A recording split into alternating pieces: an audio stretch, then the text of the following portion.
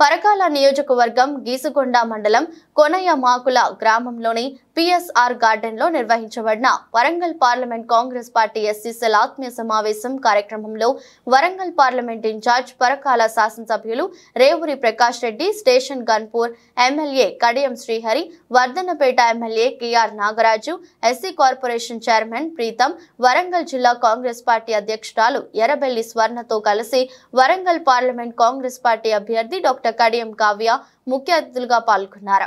MLA Revuri Prakash Reddy మాట్లాడుతూ ఇప్పటికైనా మందకృష్ణ మాదిగా తన యొక్క పంథాన్ని మార్చుకొని దళిత బిడ్డ అయిన డాక్టర్ కడియం కావ్య గెలుపునకు సహకరించాలని తెలిపారు. అనంతరం ఎమ్మెల్యే కడియం శ్రీహరి మాట్లాడుతూ మనమందరం కాంగ్రెస్ పార్టీని బలపరచాల్సిన అవసరం ఉంది, రాహుల్ గాంధీ గారిని ప్రధాని చేసుకోవాల్సిన అవసరం ఉందన్నారు.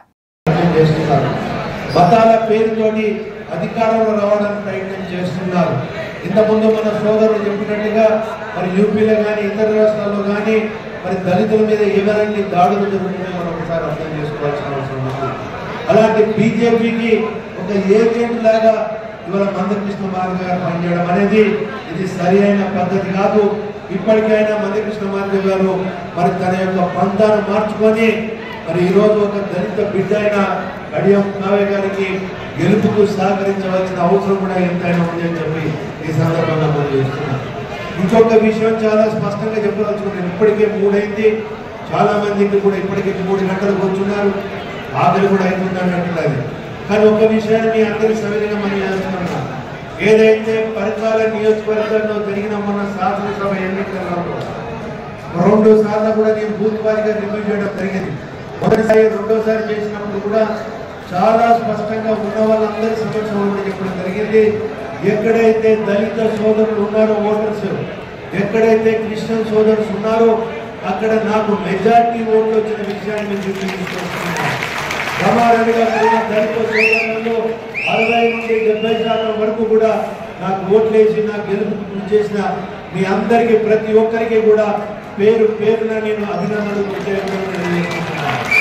రేపు మరి కడియం కావ్య గారి విషయంలో ఇంకా పట్టుదలగా పనిచేసి 60-70% కాదు 90% పైన మరి మన దళిత సోదరులు క్రిస్టియన్ సోదరుల యొక్క ఓట్లు మనం వేసుకొని గెలుపుకు మనం ఒక మూలం కావాలి, మన ఒక గెలుపుకు మన కృషి కూడా ఉండాలి అని చెప్పి ఈ సందర్భంగా మనం కోరుతున్నాం. అదే కాకుండా మనం చూస్తున్నాం ఇవాళ బీఆర్ఎస్ వాళ్ళు మాయ మాటలతోటి డబ్బులతోటి మనం మద్దతించడానికి మాట్లాడుతూ కాంగ్రెస్ ప్రభుత్వం మీద ప్రజలలో ఒక వ్యతిరేకత తీసుకోవాలని ప్రయత్నం చేస్తున్నారు. కానీ వాళ్ళకి అవకాశం నుంచి మీకు అందరికీ బాగా తెలుసు. నేను ఇప్పుడే ఎక్కువ ఇంకా సమస్య ఎక్కువ కూడా మీకు చెప్పదలుచుకున్నానని తెలియజేసుకుంటూ మరొకసారి బీజేపీని కూడా మనము జాగ్రత్తగా ఉండాలి. నేను పెట్టి పరిస్థితుల్లో బీజేపీ అధికారంలోకి వచ్చినా కూడా ఈ దేశము అల్లకల్లోల వైపుతుంది, మతాల వల్ల విజయమైన జరుగుతుందని తెలియజేసుకుంటూ ఇప్పటికే కాలనీకమైంది కనుక ఇబ్బంది పెట్టదలుచుకోలేదని చెప్పి తెలియజేసుకుంటూ సెలవు తీసుకుంటున్నాను.